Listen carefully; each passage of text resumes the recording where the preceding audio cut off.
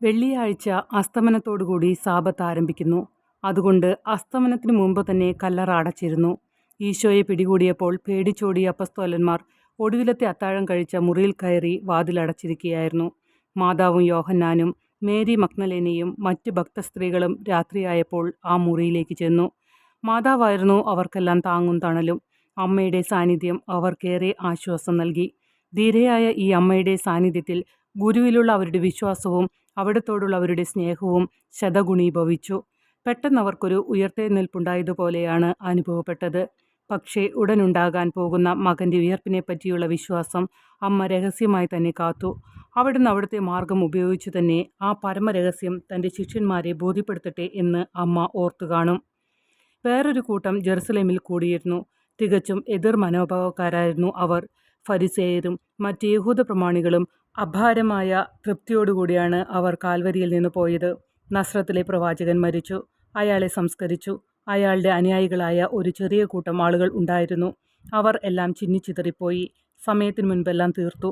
സന്തോഷത്തോടും സമാധാനത്തോടും കൂടി അവർക്കിനി പെസഹ ആഘോഷിക്കാം. അതുകൊണ്ട് നിയമജ്ഞരായ അവർക്ക് വളരെ സന്തോഷമായിരുന്നു. പക്ഷേ ശനിയാഴ്ച വൈകുന്നേരമായപ്പോഴേക്കും പിന്നെയും ഉത്കണ്ഠയായി.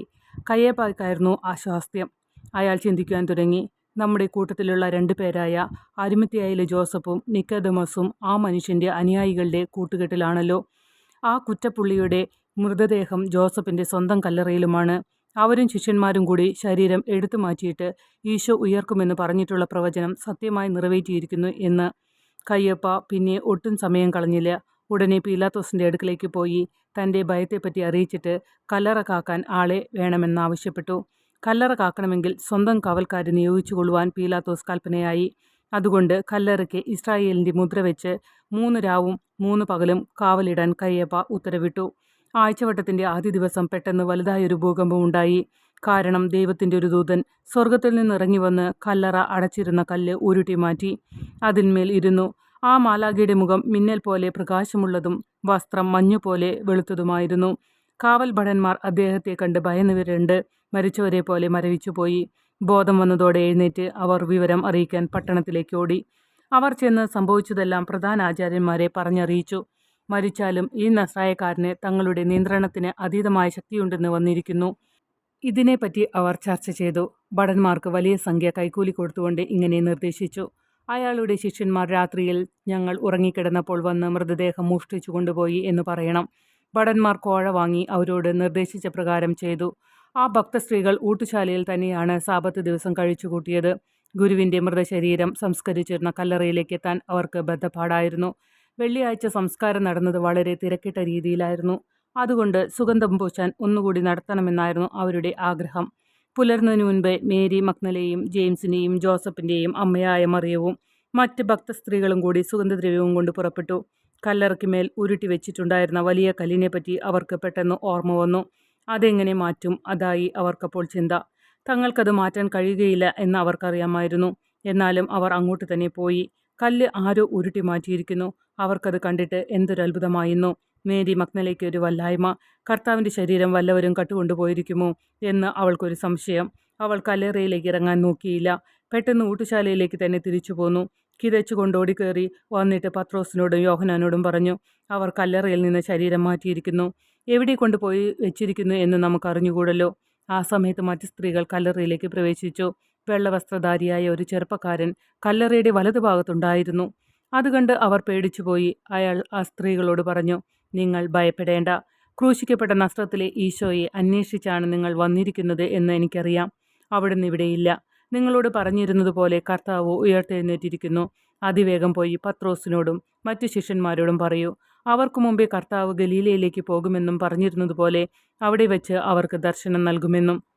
ഉടൻ തന്നെ അവർ കല്ലറ വിട്ടു. ഭയത്തോടും അത്യന്തം ആമോദത്തോടും കൂടെ ശിഷ്യരെ വിവരമറിയിക്കാനായിരുന്നു അവർ ഓടി. ഊട്ടുശാലയിൽ വെച്ച് വിവരം പറഞ്ഞെങ്കിലും അവർക്കാർക്കും അത് വിശ്വസിക്കാൻ കഴിഞ്ഞില്ല. മഗ്ദലേനയുടെ സംസാരത്തിന് ഫലമുണ്ടായി. പത്രോസും യോഹന്നാനും കല്ലറയുടെ നേർക്ക് എഴുന്നേറ്റോടി. യോഹന്നാൻ പത്രോസിനും മുമ്പിലെത്തി. പക്ഷേ പത്രോസ് എത്തുന്നതുവരെ യോഹന്നാൻ കാത്തുനിന്നു. 2 പേരും മന്ദമായി അകത്തേക്ക് പ്രവേശിച്ചു. അവിടെ വക്കുശീല കിടക്കുന്നത് കണ്ടു. ഒരു ശിരസ് മൂടിയിരുന്ന ശീല പ്രത്യേകമായി മറ്റൊരു സ്ഥലത്ത് ചുറ്റിത്തെറുത്ത് വെച്ചിരുന്നു. ഈശോയുടെ ശരീരം കട്ടുകൊണ്ടുപോയതെന്നുമല്ലെന്ന് പത്രോസിന് ഉടനെ ബോധ്യപ്പെട്ടു. പക്ഷേ സംഭവിച്ചത് എന്ത് എന്ന് അയാൾക്ക് പിടികിട്ടിയില്ല. വിസ്മയിച്ചുകൊണ്ട് പത്രോസ് മടങ്ങിയത്. യോഹന്നാൻ ഇവയെല്ലാം കണ്ട് വിശ്വസിച്ചു. പക്ഷേ മേരി മഗ്ദല തനിയെ കല്ലറയ്ക്ക് മുമ്പിൽ വിലപിച്ചുകൊണ്ട് നിന്നു.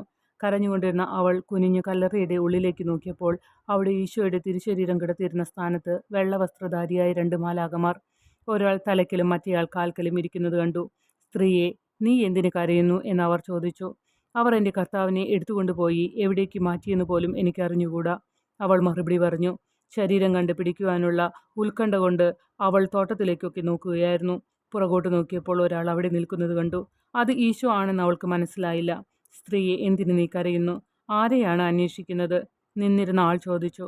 "അത് തോട്ടക്കാരനായിരിക്കുമെന്ന് വിചാരിച്ച അവൾ അയാളോട് പറഞ്ഞു, അങ്ങാണ് എൻ്റെ കർത്താവിനെ കൊണ്ടുപോയിരിക്കുന്നതെങ്കിൽ എവിടെയാണ് നിക്ഷേപിച്ചിരിക്കുന്നതെന്ന് പറഞ്ഞാലും ഞാൻ എടുത്തുകൊണ്ട് പോയിക്കൊള്ളാം." അതിന് നേരിട്ടൊരു മറുപടി പറയാതെ ആ അപരിചിതൻ അവളെ ഒന്ന് നോക്കിയിട്ട് അവളുടെ പേര് വിളിക്കുകയാണുണ്ടായത്. മേരി. പെട്ടെന്ന് അവളുടെ ദുഃഖം മാറി. അവൾ ആനന്ദതുന്തിലയായി. ശബ്ദം മനസ്സിലായ ഉടനെ അവൾ ക്രിസ്തുവിൻ്റെ കാൽക്കൽ വീണ് സ്നേഹപാരവശ്യത്തോടെ വിളിച്ചു, "സ്വാമി." ഇനി ഒരിക്കലും നഷ്ടപ്പെടാതിരിക്കാനുള്ള ആഗ്രഹം കൊണ്ട് അവൾ അവിടുത്തെ പാദങ്ങൾ പിടിച്ച് ചുംബിക്കാൻ ഭാവിച്ചു. ഉടനെ ഈശോ ഇങ്ങനെ കൽപ്പിച്ചരുളി, "എന്നെ തുടരുത്. ഇതുവരെ ഞാൻ എൻ്റെ പിതാവിൻ്റെ സന്നിധിയിൽ പോയിട്ടില്ല. നീ മടങ്ങി എൻ്റെ സഹോദരന്മാരുടെ അടുക്കൽ ചെന്ന് ഞാൻ എൻ്റെയും നിങ്ങളുടെയും പിതാവിൻ്റെ പക്കലേക്ക്, എൻ്റെയും നിങ്ങളുടെയും ദൈവത്തിൻ്റെ പക്കലേക്ക് പോകുന്നു എന്നറിയിക്കുക." മറിയ മഗ്ദലേന ഈ നല്ല വാർത്ത അറിയിക്കുവാൻ വീണ്ടും ഊട്ടുശാലയിലേക്ക് ഓടി. പക്ഷേ അവർ പിന്നെയും അവിശ്വസിക്കുകയാണുണ്ടായത്. "ഈശോ ജീവിച്ചിരിക്കുന്നു, അവൾ അങ്ങേ കണ്ടു." ഇങ്ങനെ പറഞ്ഞത് കേട്ടിട്ട് അവർ വിശ്വസിച്ചില്ല.